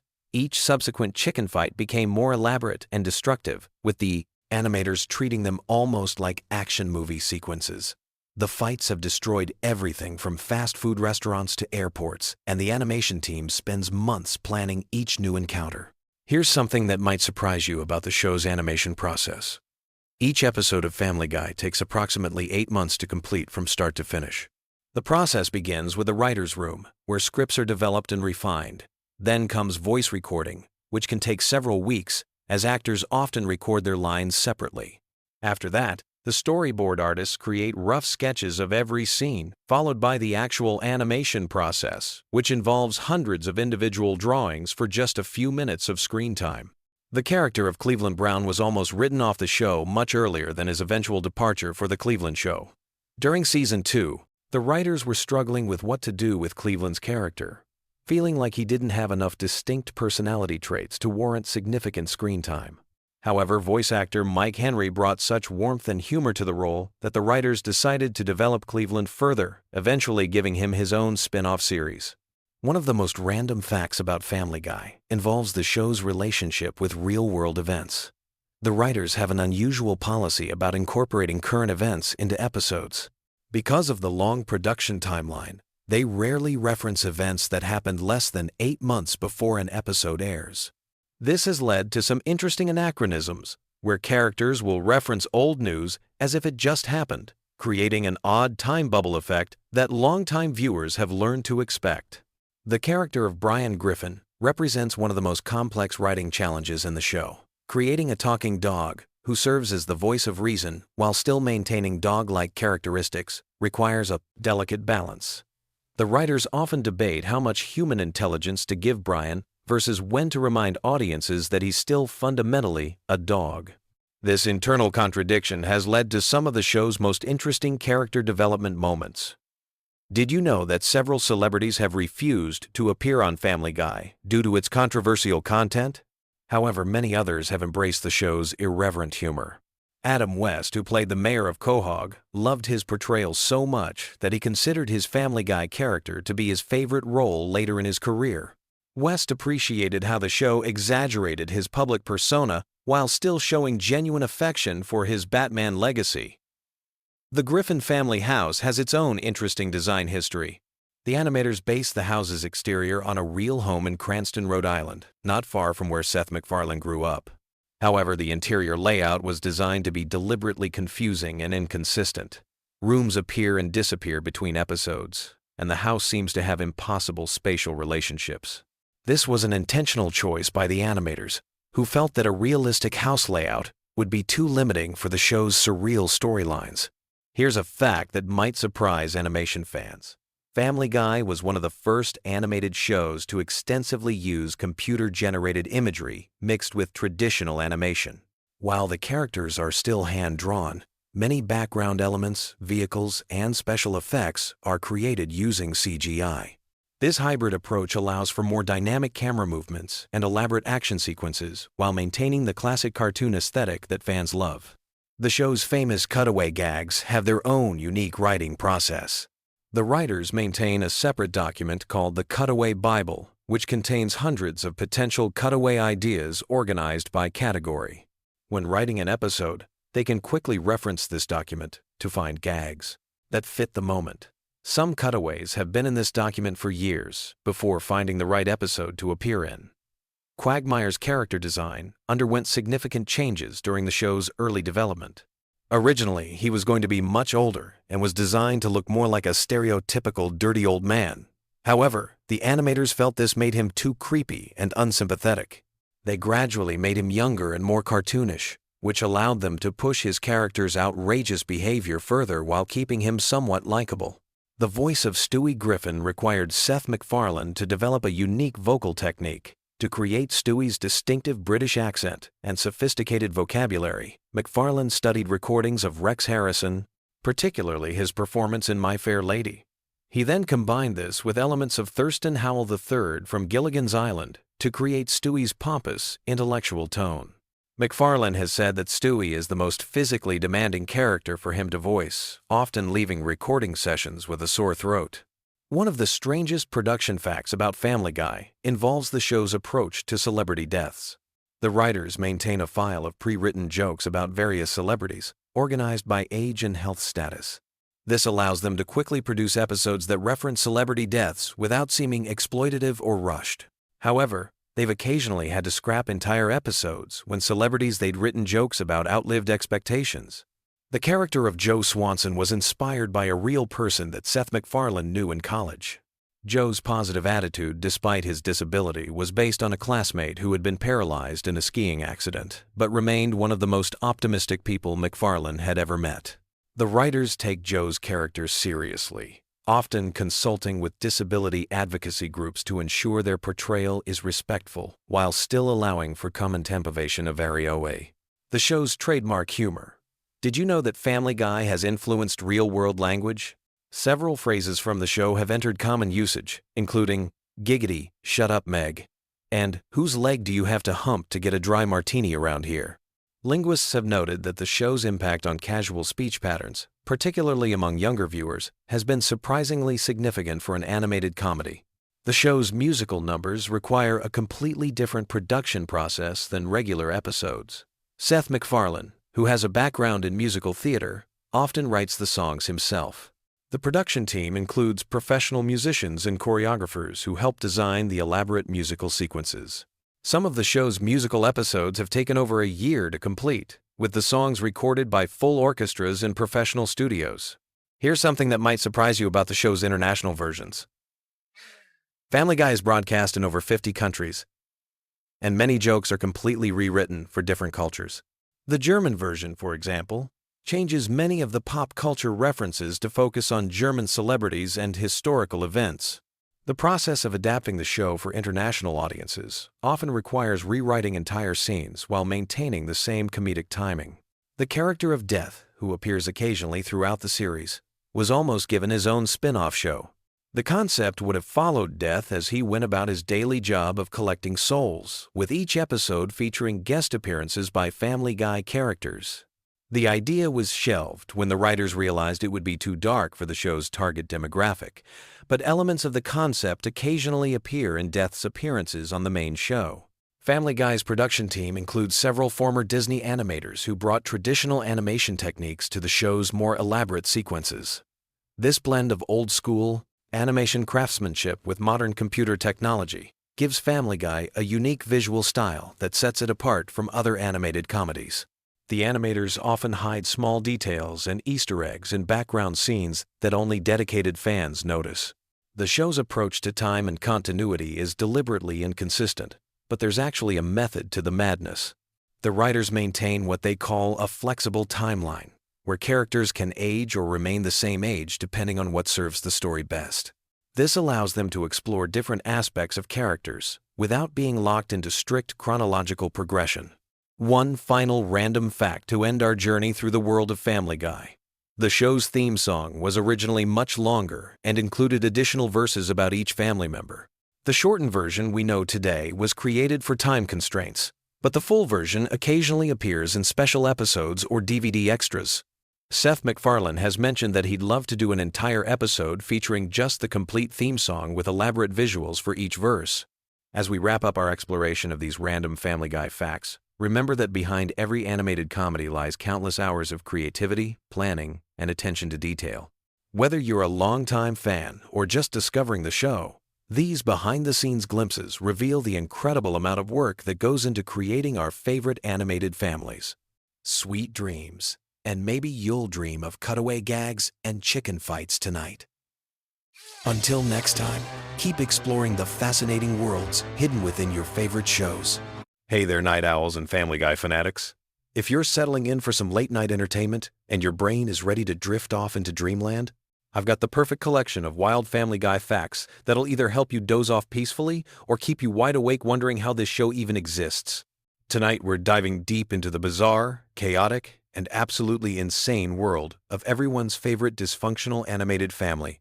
Let me start with something that'll blow your mind right off the bat. Did you know that Peter Griffin has an astronomical body count that would make serial killers jealous? We're talking thousands of deaths, and honestly, most of them happened in the most ridiculous ways possible. This isn't your typical cartoon violence where characters bounce back with cartoon physics. Peter has legitimately caused more destruction than some natural disasters. Speaking of Peter's mayhem, his very first kill happened way back in the second episode of the entire series. Remember that Roadrunner from Looney Tunes? Yeah, Peter straight up ran that bird down with his car, flattening it completely. What makes this even funnier is Peter's reaction afterward, casually asking if he hit an ostrich while the Roadrunner is clearly pancaked on his windshield. This moment basically set the tone for everything that would follow in the series. But here's where things get really wild. Peter once literally took over Death's job in the show, and with that cosmic responsibility came the power to kill people just by touching them. During his stint as the Grim Reaper, he accidentally killed 2 airplane pilots mid-flight simply because he forgot to wear mittens. Can you imagine being a passenger on that plane? Thankfully, actress Karen Black was somehow there to land the aircraft, or everyone would have died in that crash too. The hospital incidents are particularly disturbing when you think about them. Peter somehow convinced people to let him work as a doctor, which is terrifying enough on its own, but then he actually killed a patient during what should have been a routine procedure. The patient even thanked Peter for saving his life right before dying, which adds this darkly comedic layer that only Family Guy could pull off. Here's a fact that might help you sleep better or give you nightmares, depending on your perspective. Peter once worked as a babysitter and literally left a baby to drown in a bathtub. He casually walked away, leaving behind drain cleaner in case of clogs, soap next to a radio, and towels on the roof. The complete negligence and absurdity of this situation perfectly captures Peter's character. He's simultaneously well-meaning and catastrophically incompetent. The show took Peter's violence to cinematic levels during various parody episodes. When they did their Kill Bill homage, Peter went full samurai warrior mode, engaging in what can only be described as a sword-fighting bloodbath. The choreography was surprisingly well animated for a show that usually relies on simple character movements, and Peter managed to take down 15 opponents all by himself in pure martial arts mayhem. Then there's Peter's brief career as a superhero parody called Red Stool, which was obviously their take on Deadpool. The name comes from the fact that his cancer specifically affected his rear end, because of course Family Guy would go there. As Red Stool, Peter maintained Deadpool's tendency for extreme violence, adding several more bodies to his ever-growing count while cracking inappropriate jokes the entire time. The Walter White parody deserves special mention because it perfectly captured the essence of Breaking Bad while maintaining Family Guy's signature chaos. Peter as Heisenberg was just as dangerous as the original, dropping bodies left and right while somehow making it comedically absurd rather than genuinely threatening. The transformation from bumbling father to calculating criminal mastermind was surprisingly well executed for a show known more for cutaway gags than character development. But perhaps the most disturbing aspect of Peter's violence is how it affects his own family. He once accidentally killed his entire family through carbon monoxide poisoning, and his reaction was essentially wondering if his day's work was worth it. Sure, they all came back in the next episode because cartoon logic, but the casual way Peter processes causing his loved ones' deaths is genuinely unsettling when you think about it too deeply. The fight scenes with Ernie the Giant Chicken are legendary among Family Guy fans, and for good reason. These battles have spanned multiple episodes and caused more collateral damage than most action movies. They've fought in airports, construction sites, moving trains, and even hijacked time machines to battle across different historical periods. The destruction they cause is absolutely massive, with buildings collapsing, vehicles exploding, and innocent bystanders getting caught in their ridiculous feud. What makes the chicken fights even more absurd is that they started over an expired coupon. Think about that for a moment. These two characters have caused thousands of deaths, millions of dollars in property damage, and untold chaos across multiple dimensions, all because of a disagreement about a coupon's validity. It's the perfect example of Family Guy's ability to take tiny conflicts and escalate them to world-ending proportions. The time travel elements in their fights add another layer of complexity and destruction. When Peter and Ernie crash through different time periods, they're not just affecting the present day, they're literally altering history itself. The poor driver of that futuristic train they destroyed was probably just trying to get to work in his cyberpunk timeline. And suddenly, he's vaporized because two idiots from the early 21st century decided to continue their grocery store dispute across the space-time continuum. Here's something that might surprise you. Peter has actually caused more deaths through his various acts of terrorism, albeit usually accidental ones. When he befriended a terrorist named Mahmoud, Peter was completely oblivious to what was happening. All he cared about was the attention and perks of his new friendship. When Mahmoud gave him what Peter thought was a phone, he kept trying to use it to make calls, not realizing it was actually a bomb detonator. The explosions that resulted from Peter's innocent phone calls were catastrophic. Each time he tried to dial Mahmoud, another building would explode somewhere in the city. The fact that Peter remained completely clueless about what was happening makes it both hilarious and terrifying. Even when the gang managed to stop Mahmoud's planned attack on a bridge, Peter still had that detonator and used it again while trying to call a restaurant for reservations. The crossover episode with The Simpsons showcased Peter's destructive capabilities on an even grander scale. His fight with Homer Simpson leveled entire city blocks and resulted in mass casualties that would normally be associated with natural disasters or military conflicts. The two fathers' brawl started over Peter insulting The Simpsons show, which escalated into a city-destroying conflict that somehow ended with both characters gaining superpowers from radioactive waste.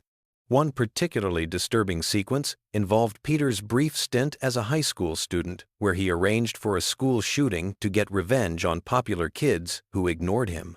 Even though he called it off at the last minute, the attack still went through, and the screams and gunshots in the background suggest multiple casualties among innocent children. This episode aired during a time when such events were unfortunately becoming more common in real life, making Peter's involvement even more unsettling. Peter's various explosions of hospitals deserve special mention for their sheer scale of destruction. When he disagreed with vaccines, he dressed as the Joker and blew up an entire medical facility just to prevent Stewie from getting a shot. The explosion was massive enough to level the building and likely killed dozens of patients, doctors, nurses, and staff members who were just trying to provide health care. But he didn't stop there. Peter later destroyed a children's hospital in another equally senseless act of destruction. The casual way the show presents these incidents, with Peter treating the explosions like minor inconveniences rather than mass casualty events, perfectly captures the dark comedy that Family Guy specializes in. It's simultaneously hilarious and deeply disturbing. The missile incidents showcase Peter's ability to cause destruction on a military scale. During his fight with President Trump, Peter's head got slammed onto a big red button that launched multiple missiles.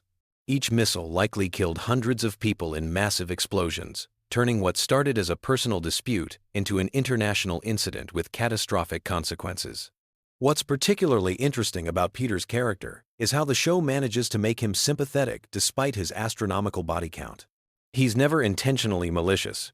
He's just incredibly stupid and impulsive with access to dangerous situations.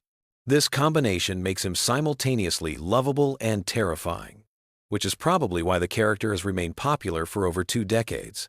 The physics of Peter's destruction often defy logic, even by cartoon standards. When he and Ernie crashed that Ferris wheel, it rolled through the city like a massive wheel of death, flattening everything in its path.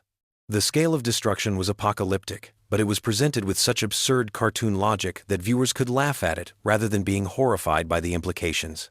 Peter's various career changes always seem to result in multiple casualties. Whether he's working as a doctor, babysitter, death himself, or any other profession, people end up dying as a direct result of his incompetence. It's actually impressive how consistently dangerous he is across all walks of life. There's literally no job safe enough for Peter Griffin to perform without causing fatalities. The show's commitment to continuity regarding Peter's violence is surprisingly strong for a series that usually ignores consequences. Characters who die in one episode rarely come back, unless there's a specific plot reason, and the destruction Peter causes often gets referenced in later episodes. This attention to detail makes his actions feel more impactful than typical cartoon violence. Here's a fun sleeping fact. The total estimated death toll directly caused by Peter Griffin throughout the series is approaching 3,000 people. That number includes direct kills, collateral damage from his fights, explosions he's caused, and various accidents resulting from his stupidity. To put that in perspective, Peter has personally caused more deaths than many historical disasters. The international incidents Peter has triggered would realistically make him one of the most wanted criminals on the planet. He's blown up bridges, destroyed government buildings, launched military missiles, and caused diplomatic crises with multiple countries.